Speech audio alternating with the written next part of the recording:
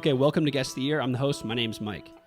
Today we've got 5 Deadheads from around the country competing for a prize pack donated by Play Dead.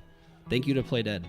And that's actually a great segue. Joining us as our first ever guest setlist curator is Charlie Milkshake's dad, Mason, who is the man behind the Instagram account From the Lot and also Play Dead. Mason picked the entire setlist and will be breaking down each song after the song plays. Welcome, Mason. Hey, everybody. Thank you for having me. All right, here's how the game works. We'll play the first part of a Grateful Dead live track, and each contestant will use the messaging system to silently guess which year their performance is from. Contestants who are all in video chat to prevent any possibility of cheating can submit their guesses at any time during the clip or in the 10 seconds after it concludes. Whoever is furthest from the correct year is eliminated. The last 2 Deadheads standing will have a best of 3 series to determine a winner.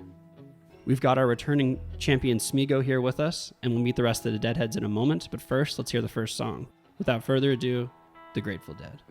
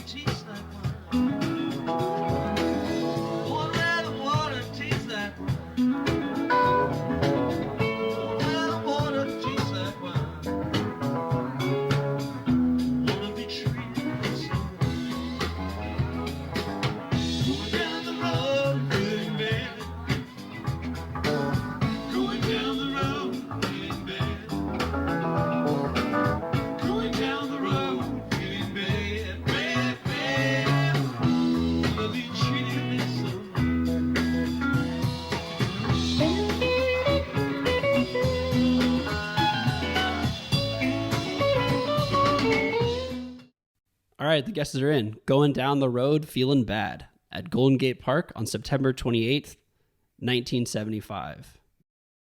Mason, talk us through that one. Why'd you pick that?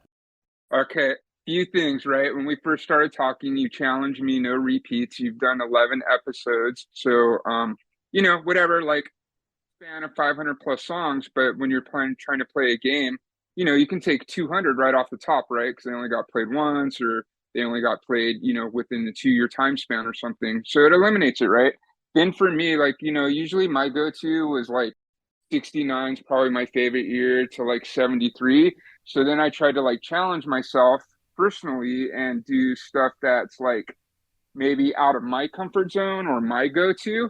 And then on top of that, my favorite member was Jerry Garcia, but I think that Jerry's guitar tone and or his tone of voice, right? That's pretty much so a dead giveaway.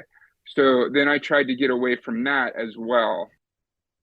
So you have the Play Dead store, you have From the Lot Instagram, where you highlight designers and artists. How did you get into the Dead, and how did you end up in the position you are now? So in high school, a buddy of mine had the Bertha poster on his wall. And I grew up like skateboarding, and I was into punk rock and stuff, right? I was like 13 or 14 when I started hanging out with that kid. So I got into the Grateful Dead in high school, but like my father's record collection, he had American Beauty and Working Man's. And I'll be honest, like those albums didn't speak to me, right? Because like I said, I was more into like punk rock and stuff. But then I discovered what was it, like Skull and Roses, right? And like the 11 and like, that kind of stuff, like, the early Other One, and like I was like, oh, this is cool. This is more like, garage rock, like faster, like, and then it put into perspective, right? Like Jerry taking like the 11 out there for a walk that hard in 1969, like, nobody was doing that shit. And honestly, even to this day, right? Like 69 is my magical year. That's my go-to. Like, usually on my Instagram from the lot every morning, I'll highlight like this day in history. And, like I said, I'm more in that 69 to 73 zone. My first show, 12th grade was December 9th, 1989, the Los Angeles Forum. And then I had graduated and turned 18 all like in that time span. So I started touring in 1990, like spring 90, I hit the road. Honestly, I didn't come home until like the end of fall 94. So I did my time, and then as I started going to shows and actually learning the catalog, because my first tour, like I wasn't familiar with everything. Um, I started learning the songs more and like then, people in lot like started to put me on the tapes, right? And then that's how I sort of found my sweet spot through there, and then it became a thing of like chasing songs, right? Like, oh, they played this in Buffalo and it has yet to make it to the West Coast. So, you got to do everything to make sure you get that. And then I found Jerry Band in like 91 and like I was done. Like I didn't miss a single like Jerry Garcia, like solo, like Jerry Band, Grateful Dog, like anything that Jerry did outside of the Grateful Dead, I literally saw everything until, he passed away, unfortunately. Because it was weird to me, right? Like, especially in the 90s when I got on the bus, so to say, you'd go to a stadium show, right? And like, oh, this dude like doesn't sound great, or that wasn't a great show, or whatever. 2 weeks later, you'd go to some Jerry Band show, and there'd be like 2,000 people, and it would be like a completely different human being up there. He sounded great. He was fucking shredding, right? It was just crazy to me how much like of a juxtaposition like the Grateful Dead versus Jerry Garcia band, or even like Garcia and Grisman Grateful Dog, or any of that kind of off-spin stuff in the later 90s. Like clearly he was checked out, right, and not in good health, but you could tell, like, he still loved the music, So that's sort of what did it to me. Got it. So, how did your love of the Dead become a business? In 2013, I was doing a t-shirt brand called MBH, which was basically like bootleg Bart Simpson stuff, right? Coming more out of punk rock and skateboarding when I started going to Grateful Dead shows and, discovered Shakedown and people making all their own stuff. It was funny to me that like, the Simpsons were pretty dominant on Grateful Dead lot in the early 90s. But then you also had the Simpsons and like, like swap meets and like, more like whatever, like hip hop and stuff. Like, it was crazy. So that was always cool to me, like that kind of perspective. I had gotten sued by Fox a couple of times. And then I started from the lot, right? Like I started making, because there would be like some stupid shirt on eBay that was like a size small with a tear in it, and it was going for like $500-600. And I was like, dude, I want that shirt, but like I know what to do here. I'll just remake them. So that's how kind of from a lot, like I started making merch, and then Instagram started to pop up. So from the lot originally was kind of like a graphic dump of Grateful Dead graphics between my friend Jeremy and I, who I do play dead with.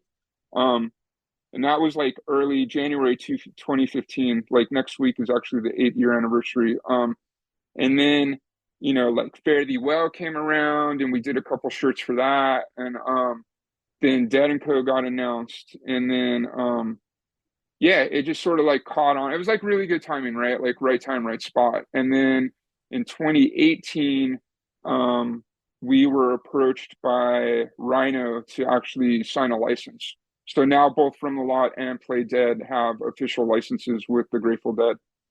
So kind of like full circle from going to shows in 89, 90, starting the tour to like literally producing stuff legally at this point.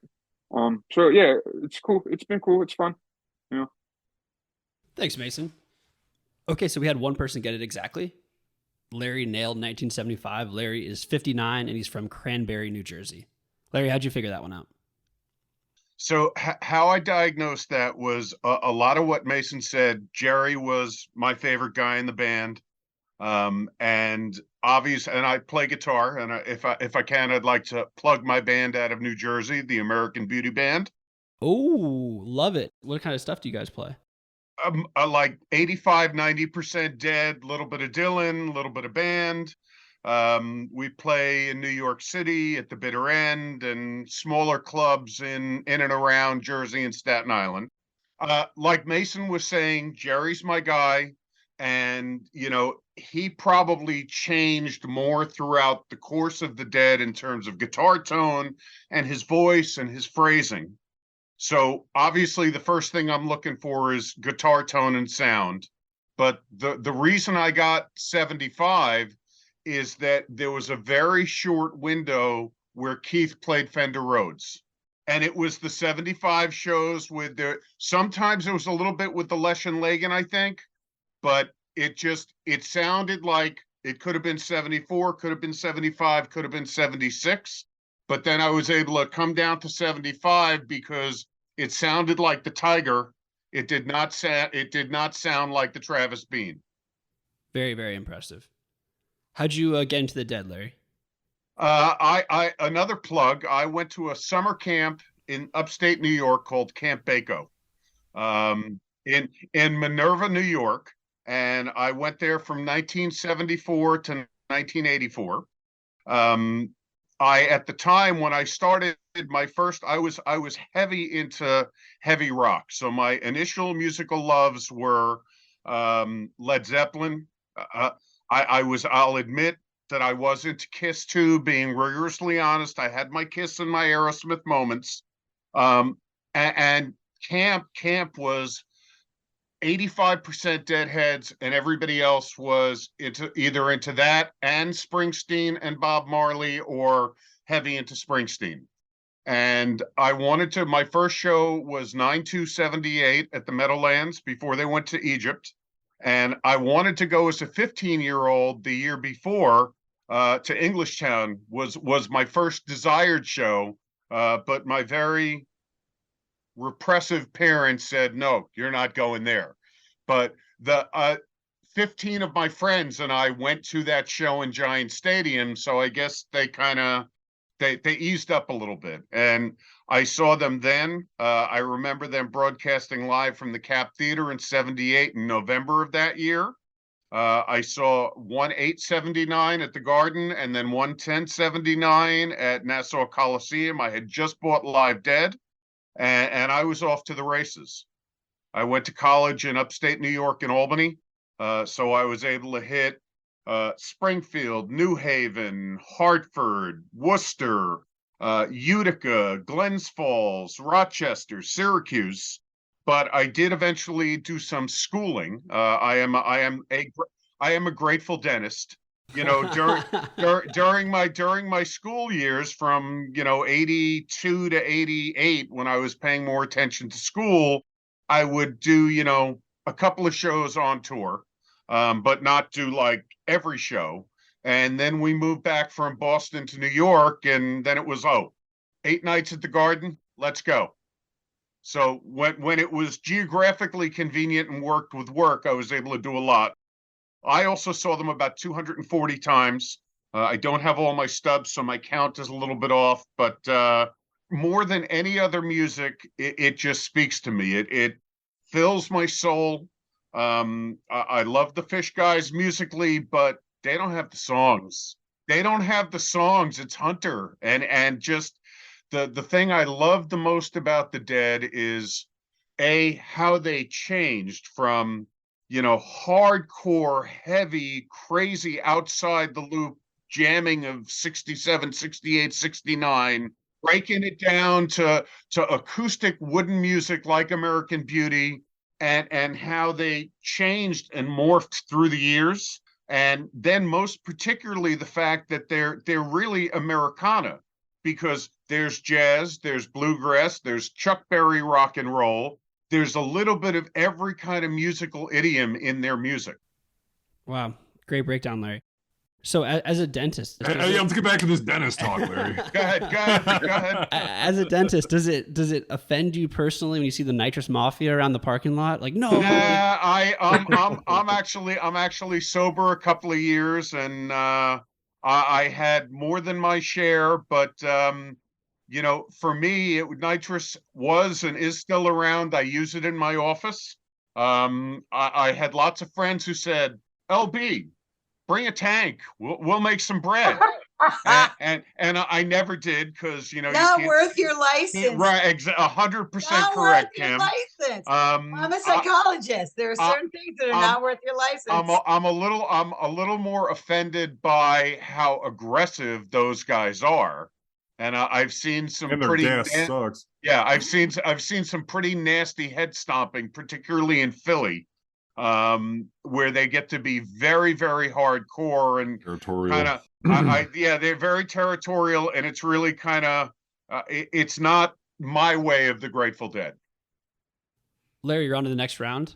Also on to the next round are Lila, Kimberly, and Smego, who all guessed 1974. I think we're going to wait to hear their origin stories until after the next song, but they're also on to the next round, which means Brian, I'm sorry, you're eliminated. Brian's shaking his head. Brian guessed 1967. Total choke. Brian guessed 1967. He is 44 and he's from Bourbonnais, Illinois. Is that it? Yeah, that's what I say. Yeah. Yeah. What'd you hear there? You know what? I think I just got thrown off. Like maybe with like the recording or something. I was just going in between like too many years, and I just totally choked when the 10 seconds was coming, and I was like, I just had to put something. And so, yeah, as a choke. But yeah, everybody, Larry, loved hearing your story. Great job hitting it head on. Yeah. So, well, how did you get into the Dead? When I went to college, like mid '90s, I grew up in the Chicago area. I remember going to the last show in the and hanging out in the parking lot. I wasn't into the music then. I just wanted to kind of see what the scene was all about. Not knowing that was my last opportunity, my only opportunity that I would have had to see Jerry. But then I went to college and got into Phish pretty quickly. Did little mini tours with Phish pretty much every year since '98.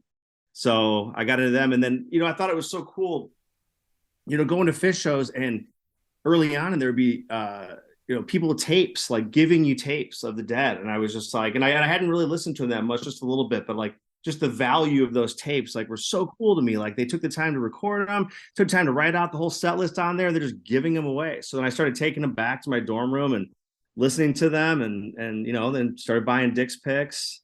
And then, since then, I've been going to see the other ones and different iterations of what's been happening. I got to see this one of the Soldier Field GD50 shows, which was awesome. Seeing Trey play up there, going back and forth with Bobby on Throwing Stones was like, a huge highlight for me. So since then, I think one of my favorite bands now is J-Rad. Seeing them, I think that they are doing their thing. They're carrying the torch. And I think that that's how the Dead music is going to live on, is through bands like that. Just saw them in Chicago, a few weeks ago. Awesome. Killed it. At the Riv, huh? Yeah. I got to go to the Saturday night show. So they had a saxophone player there. So they did like an Eyes of the World in the first set, which is, killed it. I love the Branford version. So they kind of did a little homage to that. It was awesome. Well, Brian, you ruled. I appreciate you coming on and telling us your story. I'll mute and stay on and listen to the rest of you guys. You guys are awesome. Cool. Appreciate it, Brian. All right. Lila, Larry, Smego, and Kimberly are on to the next round. We will meet Lila, Kimberly, and re-meet Smego shortly. But first, let's play the song.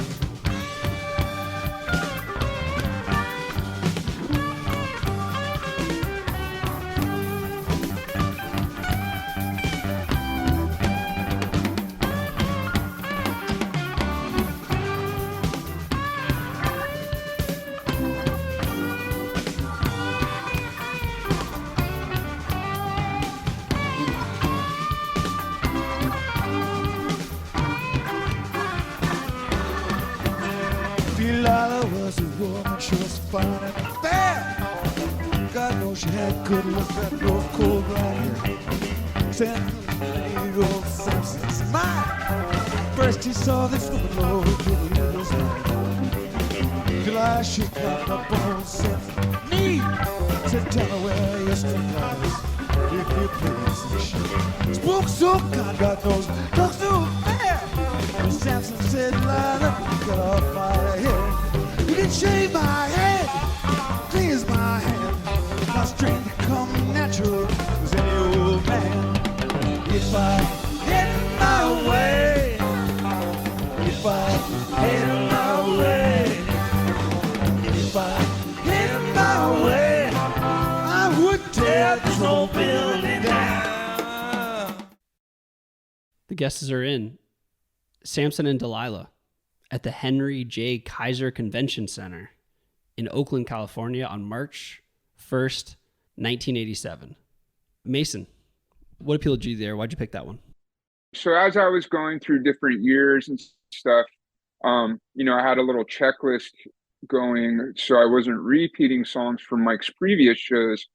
And that particular Samson stuck out to me because, pretty much so all the Samsons, but especially like mid 80s, early 80s, Samson to me was always really drum heavy, right? It was either like the second set opener or it was coming out of drums. This one was like fourth song in on second set, and it came out of like a really heavy Scarlet Fire.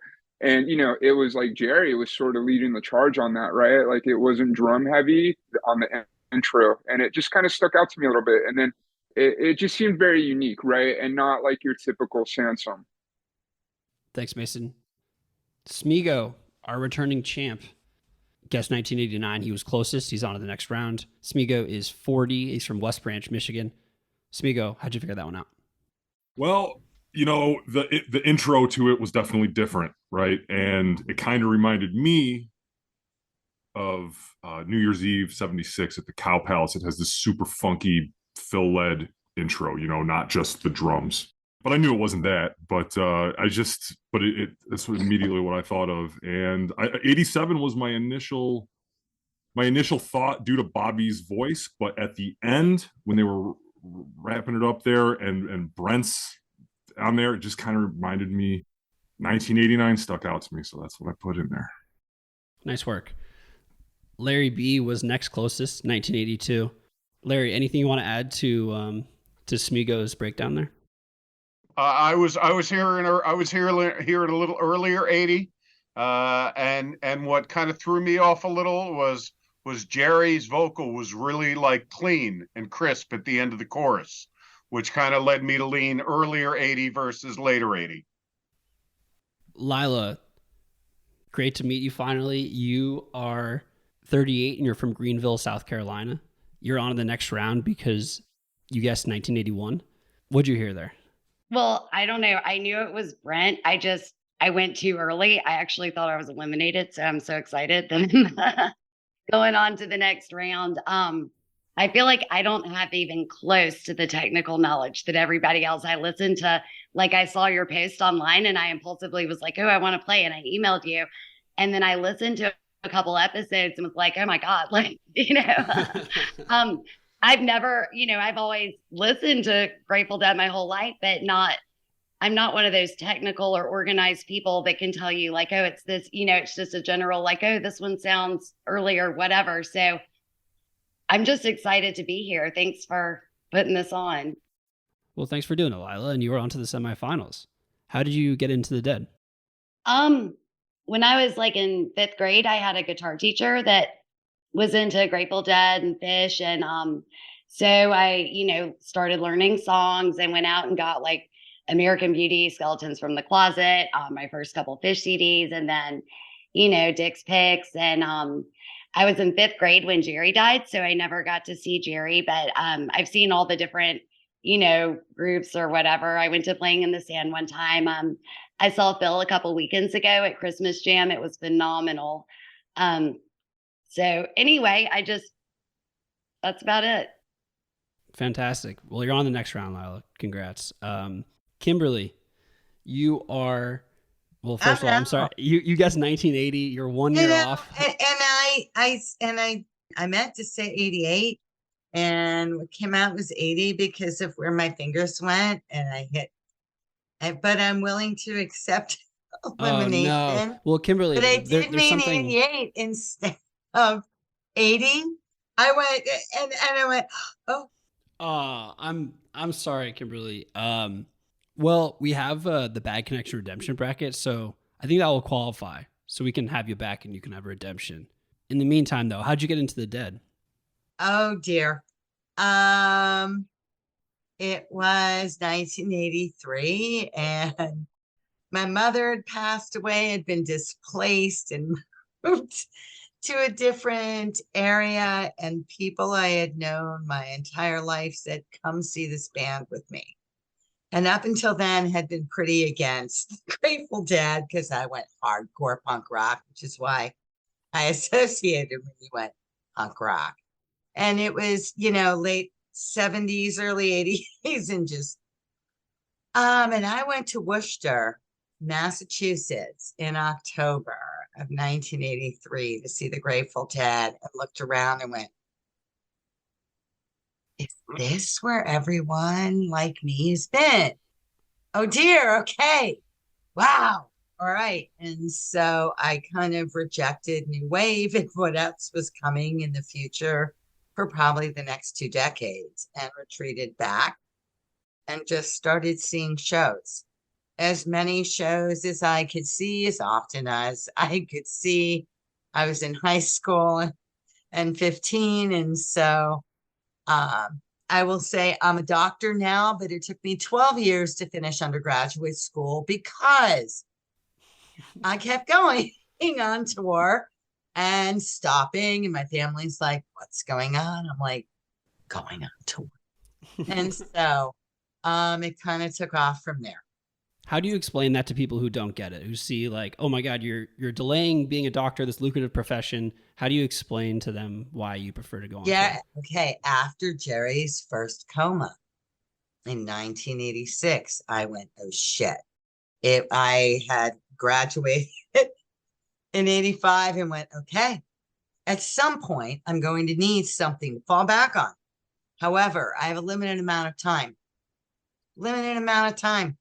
My education is not going anywhere. Neither is college. Neither is paying for college. And so that was the route I took. And for those out there, I still got to be a doctor. Yes. But so it just was a priority issue for me because I knew Jerry wasn't going to last.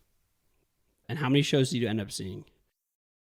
I saw 239 Grateful Dead shows with Jerry.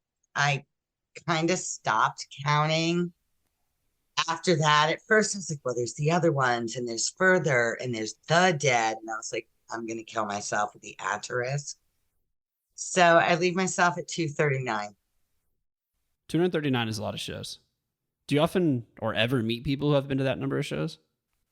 When I tell you they saved my life, this is not the place to get into kind of what led to that, but lost and alone, and then went, wow, this is where my people are.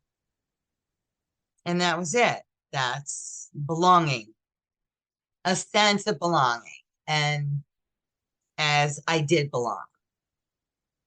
By the music and also the community of Dead. Correct. Very much so. And I'm an East Coast Deadhead. I started out as a Bobby Bunny. Okay. Like Bobby's legs and the short shorts, Bobby Bunny. And it was like, wow, okay. Bobby's hot. Never heard that Bobby before. Was hot. I'm sorry. Bobby's still hot.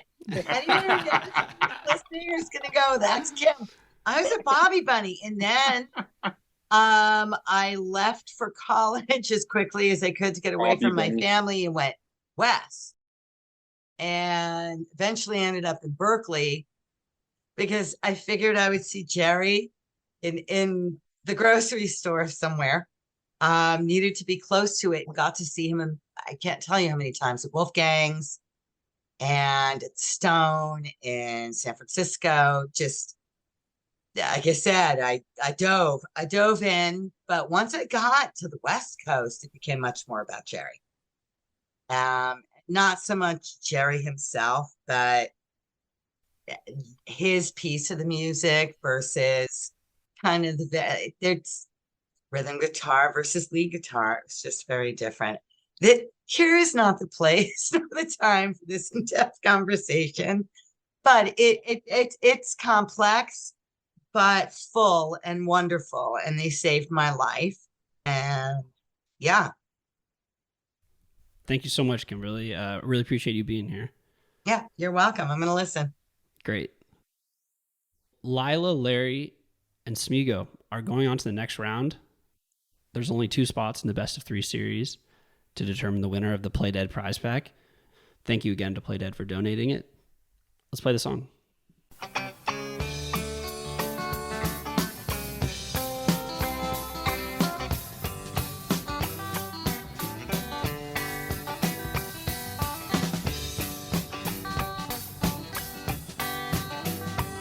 Well, now, baby, you stay out all night long. Made me cry, Lord, you done me wrong. Hurt my eyes open, baby, that's no lie. Tables turning, now it's her turn to cry. 'Cause I used to love her, but it's all over now. Yes, and I used to love her, but it's all over now. Well, I used to wake the morning, get my breakfast in bed. When I got worried, Lord, she'd ease my aching head. Now she's here in bed with every man in town, still trying to take me for that same old fine. 'Cause I used to love her, but it's all over now. Yes, and I used to love her, but it's all over now. Over now. It's all over now at the Warfield on February 17th, 1982. Mason, why that song? I believe it was episode 2. You played a rooster. Dude, honestly, I was like, who the fuck listens to Rooster? You know what I mean? I was like, this could be 1995. This could be fucking 1965. Like, I don't pay attention to this song.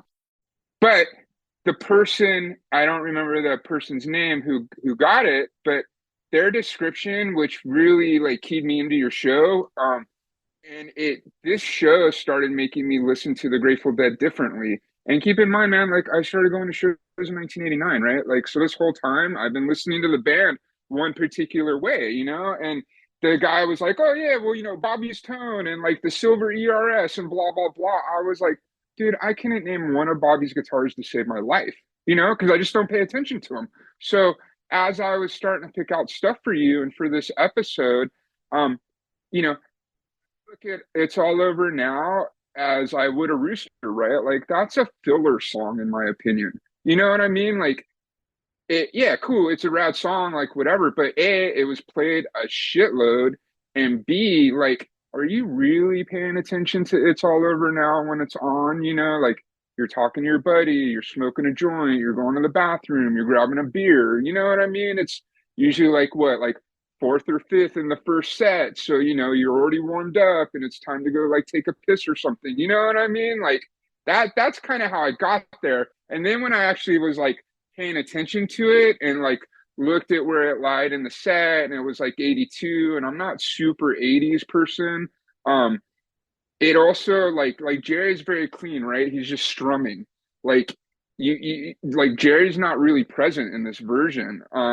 You know, it's all Bobby and Brent. And so I was like, oh, okay, that's cool, right? Because you're not clicking into something you might normally click into, you know what I mean?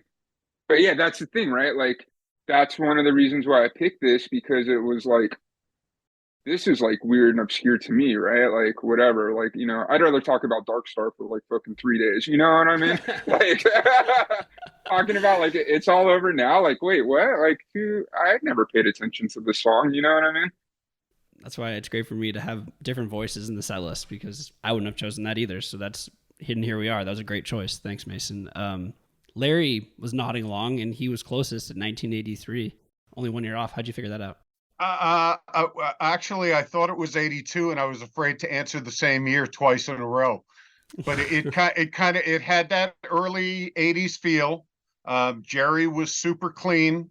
The keys were very low in the mix, but it just kind of had that early 80s sound to it. Is the cleanest idea I can give you. Got it. And how do you feel about the 80s, early 80s and the mid 80s? There were some really good shows, and there were some pretty sloppy shows. But each era, and the thing that I loved most about the Dead, and I too had this spiritual community experience and walked into the room and said, "This is where I belong." And I was standing next to a Hell's Angel in Madison Square Garden at my second show, shitting my pants. And the guy leaned over and put his hand on my shoulder and said, "Don't worry, kid. I'll take care of you. You're going to be okay." But for me, the thing that I loved most about them was that it could be just a lackluster show because of the frame of mind I came into or whatever. And then just, you know, that kismet would strike. You know, whether it was Jerry bringing a big room down to the size of a pin in a Stella Blue, or just there were, even if most of the show was not, you know, even if it wasn't a show that was phenomenal from the first note to the last note, there was always that little bit of magic, and sometimes it came where you expected it and sometimes it didn't. And the early 80s were a lot like that for me. So a lot of shows then in college, you know, in my college years, and some of them were phenomenal and some of them I didn't think were so great. But what I wouldn't give to see another show filled with It's All Over Now and Little Red Roosters Now. Yeah, exactly. Smego, so you talk through it. Yeah, I mean, I couldn't hear keyboards at all, and it sounded like Closing of Winterland. Oh wait, time out. Sorry, Smego. 1 second. Smego guessed 1978. He's also in the next round. I did. Okay. I heard that Winterland 78, 79 years. It was slumping. It was slumping around. It didn't have that same pace, and yeah. But I was listening. And I was like, oh, she's back there. Like this is just some shitty audience recording or something. I don't even know. But yeah, man, it's 1978 is what I guessed. Well, you're on to the finals to face Larry. Oh Lila, man, Larry. You guessed Lila, you guessed 73. I couldn't hear Brent, and I thought I heard Donna, and then I tried to can I hear one or two drummers, and I was just completely off. And I did listen to several of the Winterlands recently, like 73, 74, 78. So it's all right. Yeah, you did a great job. I'm a huge fan of that 78 Winterland. Were you just listened to that one? Not the whole thing. And the last day since I signed up for this, I've been like, oh my God, you know, I've listened to this band forever, but never noticed, you know, I just play random shows and never noticed. I like 89 a lot. Like there are certain years I'll look for those shows, but I've never tried to play this game before. It's really fun. From now on, I'm going to do it all the time with people. But yeah, it's cool. It like makes you listen to the music differently, right?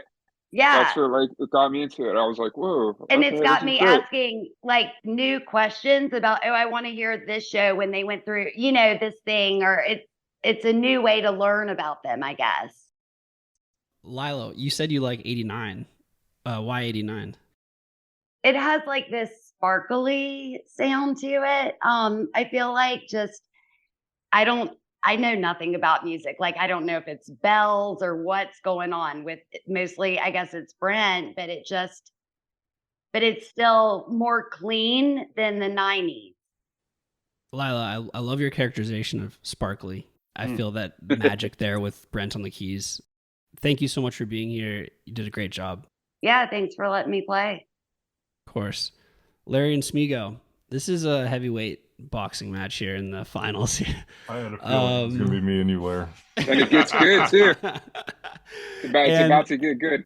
Yeah, Mason is. There's no Berthas or Touch of Grays coming at you. I'll tell you that. Let's play the song.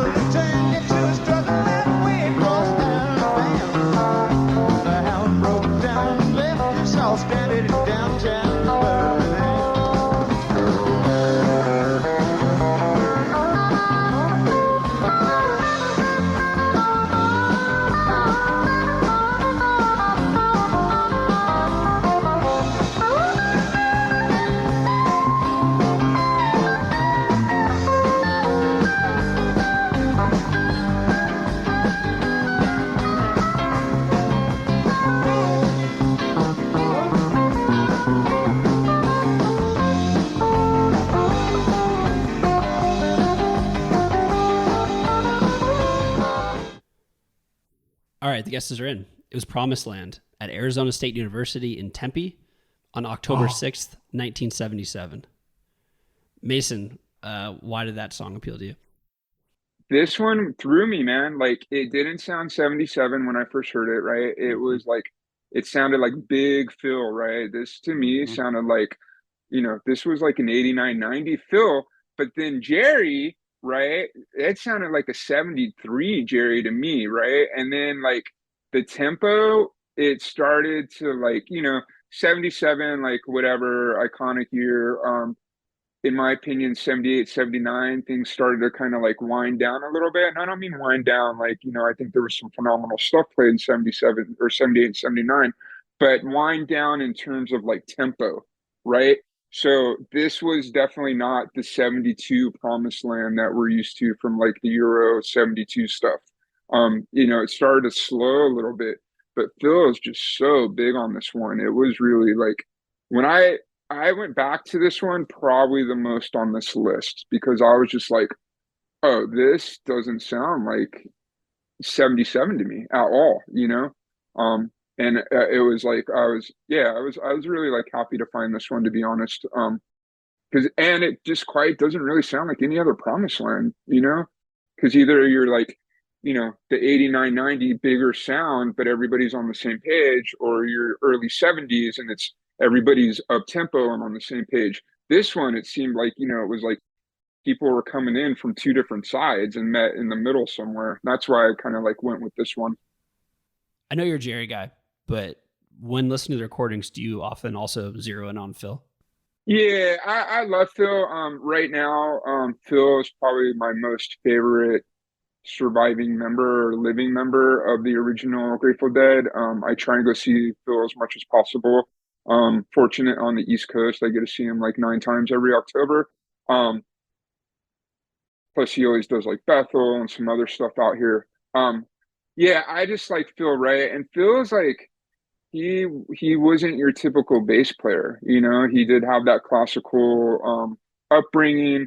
I think he approached the instrument differently. And when you get like a good Phil show, like, when Phil's on, like Phil's on, you know what I mean? Like Phil can kind of like make or break a show that I'm listening to, in my opinion. Sometimes, what I've noticed too, a lot of times too, if Jerry is sort of having an off night per se, like if Phil's there to pick that up, like it's still a great show, you know what I mean? So it's almost like kind of like pulling Jerry along, like, come on, buddy, let's go, you know what I mean? You're not like upholding your part of the deal or whatever. So yeah, this one was good. And this particular board is like, Phil's really present on this one, and he's like up front, loud and big. And that's like one of the reasons why I actually like this version. Awesome. Love a good Phil breakdown. Thank you, Mason. Larry Larry was closer in 1979. What'd you hear there, Larry? You go up 1-0 in the series. Hey, I don't feel so bad. Mason was spot on. It didn't sound like 77. It didn't sound like a 77 recording. It didn't sound like the Travis Bean. The tempo was kind of jumpy and a little bit kind of splotchy and a little uneven. And I was thinking that it sounded more to me like that late 79 sound. But it was clearly late 70s to me, and but again, it just didn't, most of those 77 recordings, or the ones I'm used to listening to, are those crystal clear Betty boards, Richmond, and you could put on like 30 seconds of Cornell, and I'd know what show it was, because there's certain shows have that sound. This clip did not. It was tricky. Smego, you seem pretty befuddled. I'm befuddled, man. Walk us through your. Well, I mean, I just didn't hear. I didn't hear a keyboardist in the mix one way or the other, and I certainly couldn't hear Donna if she was there, and it definitely. Yeah, like I said, it didn't sound like any 77 thing I've ever heard in my life. So, I just couldn't hear. I can't if I can't hear the keyboardist, I don't know. It's kind of strange, but yeah, I guessed 85. The keys were low in those last two clips. Yeah, no question about it. Yeah. All right, Larry the Grateful Dentist goes up 1-0 in the series. One more and he wins the prize pack donated by Play Dead. Smego needs this one to tie it up. Let's play the song.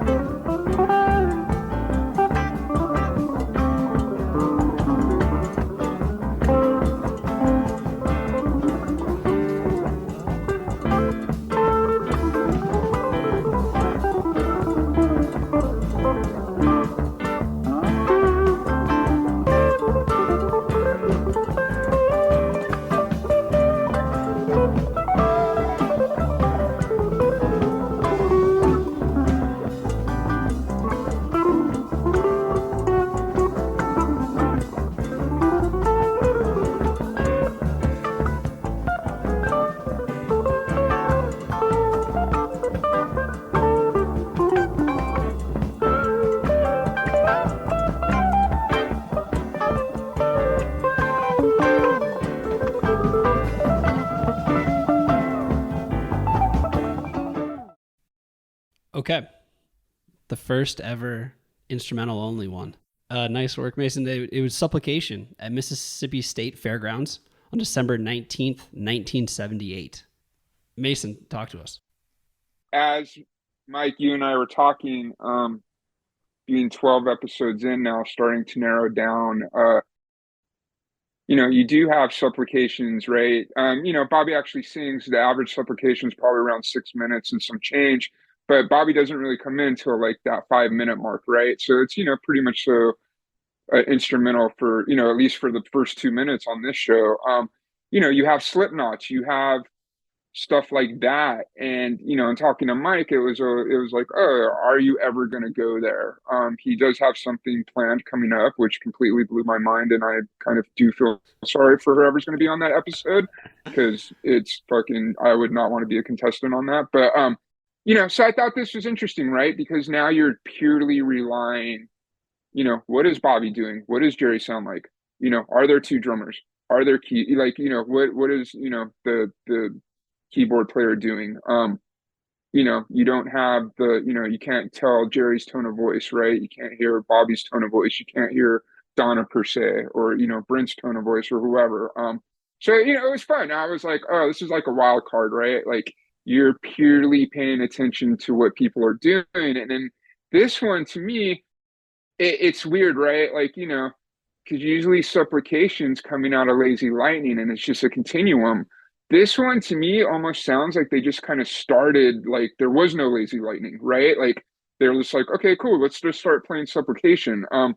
So it it doesn't, each instrument almost is coming in um a little bit slower or a little bit different than what you would normally be used to. So that kind of threw me off a little bit. I'm like, oh, this doesn't sound like your average supplication, or at least that I'm used to. And then as it builds and you're starting to get, which we sort of heard towards the end of that clip was, dude, it kind of sounded like everybody was just fucking soloing themselves. Like nobody was paying attention to anybody else, right? Like Phil's fucking going off, Bobby's fucking tingling away, Jerry's just in his little, repetitive pattern soloing that he sort of would fall into sometimes. So it was cool. That one was cool, and I was like, I wonder if people are going to be into this or not. Mike and I talked about it, and we're like, yeah, fuck it, let's see what happens. So there you guys go. Really nice choice, and I think it resonated because Larry and Smego both guessed 1976, so they're only 2 years off in the same direction. Larry, why 76? It had it kind of felt like a 76 to me. I guessed early.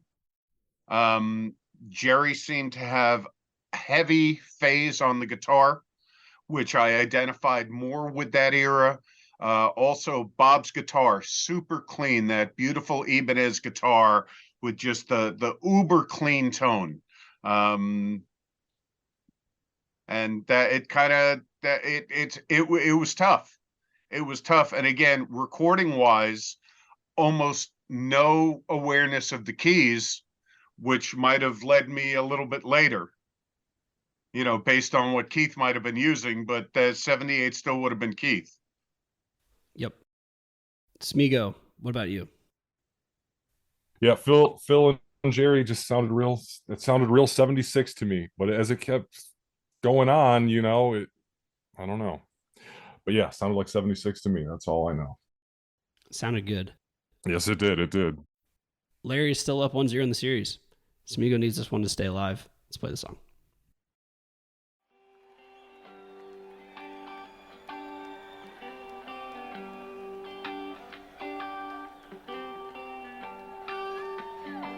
All the streets of Rome are filled with rubble. The ancient footprints are everywhere. Well, you could almost think that you're seeing double on a cold, dark night on a Spanish Tail. Gotta hurry on back to my hotel room, where I got me a date with Botticelli's niece. She promised she'd be right there with me when I paid my masterpiece.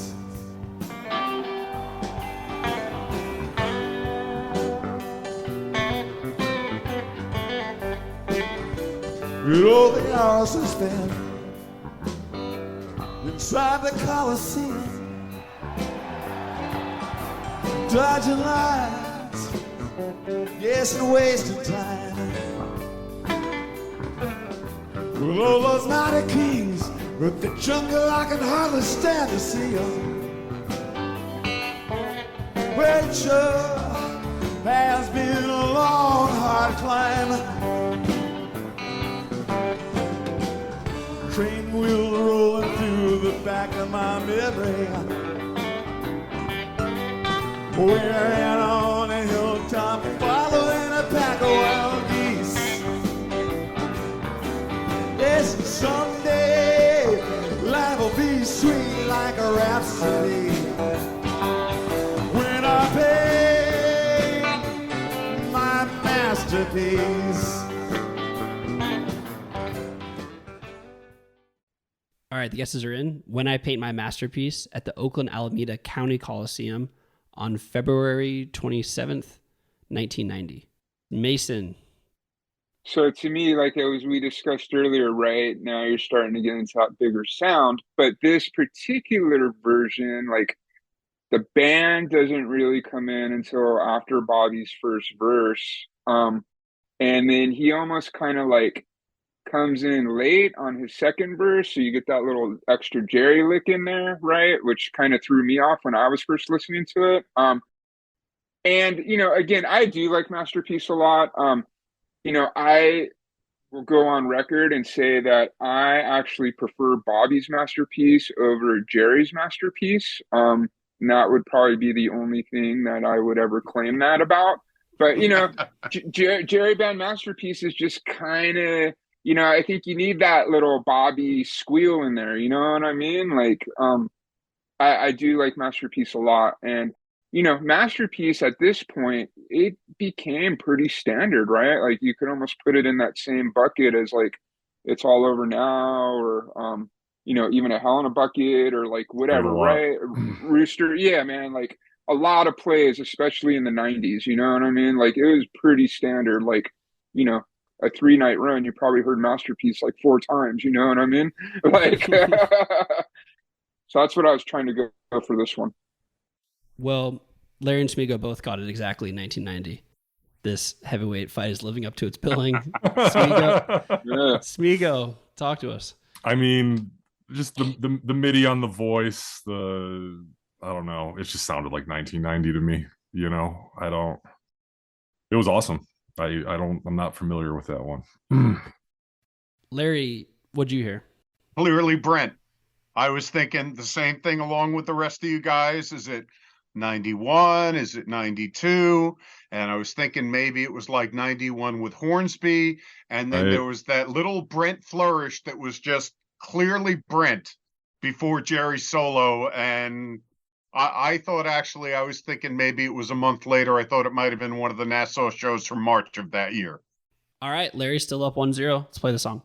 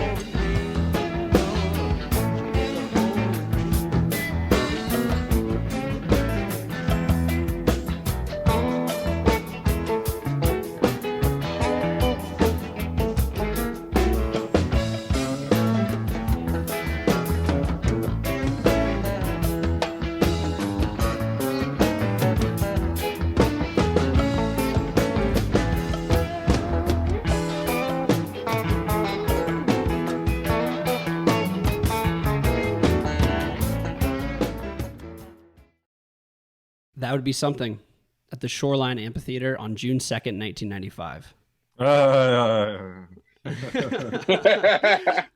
Mason, that was kind of the response. So lately I've been on a heavy Beatles and like Beatles related trip, right? Like Wings, McCartney solo, Lennon solo, that psychedelic Beatles stuff. That Would Be Something, right? I think it debuted in like 90 or 91, went to 95. Played so times. But for 95, Jerry's voice sounds really good to me considering, they basically were done a month later. So that threw me off. And again, like talk about the not so obvious, right? Like, sure, we could talk about like a Little Red Rooster all day long, but like, dude, when the hell would like that would be something that would come up in a conversation? So that was kind of like, I was like, okay, here's a Jerry song, but this is a Jerry song that we've probably never discussed. You know what I mean? So that's sort of where I got to that. And then I was like, for me, like an obvious for people who know me or follow along on my little Instagram, oh, dude, like 1969. So I was like, yo, let me go the complete opposite direction of anything I would expect out of myself, much less anybody would expect out of me. So yeah, man, like 1995, right? Because like, who wants to talk about 1995 Grateful Dead? Like that's, you know what I mean? Like we don't go there, like. Well, it's a good excuse to talk about it now. Larry guessed 94. He was close. He was closer. Smego guessed 88. Larry, you're 1 year off. You were the new champ of Guest of the Year. You win the prize pack donated by Play Dead. Congratulations, Dr. Larry. What'd you hear there? I think that song was strictly 94 or 95. Could be wrong. I looked into it a little bit. Right. I think it was like 91. Okay. I was thinking the same thing, Mason, that you said, was that Jerry's guitar was clean. His singing was much better than most of 95. So that I thought it was only those last couple of years, and that's kind of where it led me to. Smego. Yeah. Well, I'm going to blame. So I brought these headphones just for this. I usually don't listen to music on headphones. I have a very nice, it's my Christmas tree, but I have a very, very big old speakers. I listen to the Grateful Dead a lot, into my car a lot. And I don't know. I just couldn't hear keyboardists. And I'm not familiar with that song. I can't wait to keep listening and come back, hopefully. Yeah, Smego, you're gonna be back for the Tournament of Champions. Right on. Yep. I'll be there. Yeah. I'll be there. I'll tell you what though. I think we all have our own biases in this music, and the last 10. What's it been 10 days since the last one we did? I was like, well, I've got to listen to all the shit I don't listen to, and there's a lot of gems in there. There's a lot of good shit in there, and it's. I don't know. 20 something years for me, half my life, I've been obsessed with this band, and I'm always finding new shit. It's crazy. What did you find while trying to, prepare yourself? Just good shows from 95, 86, 84, 85. Just the things that I normally wouldn't be listening to. And I love 91. I love the Hornsby shit. And there's a couple shows in 92 that I like. I for go-tos, like my favorite So Many Roads, I think is 5/31/92, the Sam Boyd Silver Bowl. But other than that, I like 87 to 90 and 72 to 74 to 77, Yeah. Yep. 78, even actually 78. I love Closing in Winterland. 10/18 78 that was like one of the first shows I had just a crispy soundboard of. And that first set of 10/18 78 is all those kind of songs that Mason was talking about, like Go Take a Piss, like all those Bobby Ragers, they're just all played to fucking perfection. Right. Yeah, I've been on a big fall 84 trip lately. Man, there's some really good stuff in there. Yeah. And by me just saying fall 84, like when do you ever have that conversation? You know what I mean? Well, my goal for having Mason on was to put someone else's voice in the set list. And Mason, I think you certainly had a different distinct voice, and I really appreciate you doing this, man. Yeah, thank you. This was really fun, and it was cool. It was challenging, right? To sort of like get out of the obvious or the go-tos or the comfort zone or how whatever you want to say it. It was just fun. Yeah. Well, so yeah, it was fun. It was cool. I had a good time, man, doing this. Thank you. I appreciate it. Oh yeah, thank you, Mason, and for donating the prize pack. Always championing the show from when we had like 10 listeners, literally. So thank you, and it was great to have you on. Dr. Larry, I think you're going to be going for a while. Congratulations. Smego, you had a great run. I thought you were going to be going in for like, I'm not kidding, like 10 episodes based on last week, and only someone like Dr. Larry standing. Yeah, in the no. way As soon as I don't know. Yeah, I knew Larry was the real deal pretty quick. But hey, man, I love. It's like I feel I've listened to a lot of kindred spirits listening to your past episodes. Like you can go to a show, you can go to a Dead and Company show, but the people that really like know it to this level, like it's kind of few and far between. Man, it's graduate level Grateful Dead. Yeah, for sure. It's masters and PhD level. But I've heard 18-year-olds, 22-year-olds on this show that are like, just a couple years under their belt, and you don't have to have seen Jerry to get it and to be a deadhead. I said on the first episode, Jerry died on my 15th birthday, and my dad's birthday is August 1st. Jerry said once in an interview that someday I won't need to do this anymore because there will be a million little Grateful Deads all over the place carrying the spirit on, and that's what we try and do in American Beauty Band, and we just like no other music. This music speaks to me, and like Lila said, it makes me feel all sparkly inside. Oh, beautiful button and well put. And real quick, Larry, do you guys have like a social media handle or something? We have our website is www.americanbeautyband.net. You can find us on Facebook at American Beauty Band. It might be American Beauty Band NJ, but we play in the greater New York area, and we did 26 shows this past year.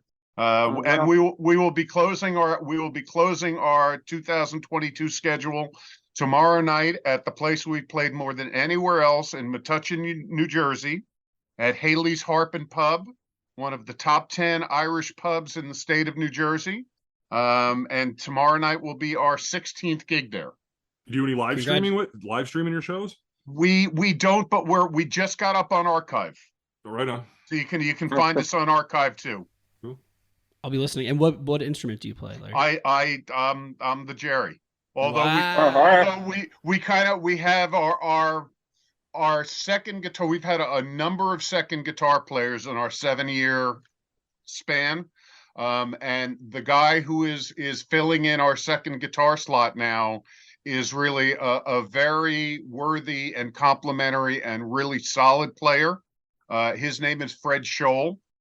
Fred currently played tonight in the city. He's in the Dude of Life band with the Fish lyricist with Steve, and Fred is a really beautiful, complimentary player, and he pushes me to new heights. And he's pushed me to learn to be a much better rhythm player to support him as well. So we really kind of have like, not in like the classic Phil and Friends Q thing where it was just Jimmy and Warren going back and forth at each other, at the same time. But I'll take a turn. Keyboard player will take a turn. Fred will take a turn. We all sing. More like a song-oriented approach to things. Like we don't do like 30-minute Dark Stars and stuff like that. It keeps me sane. I'm excited to check you out on Archive and excited to hear more about this as you continue your run, Larry. You'll be back next week. Fantastic. I'm pulling for you, Larry.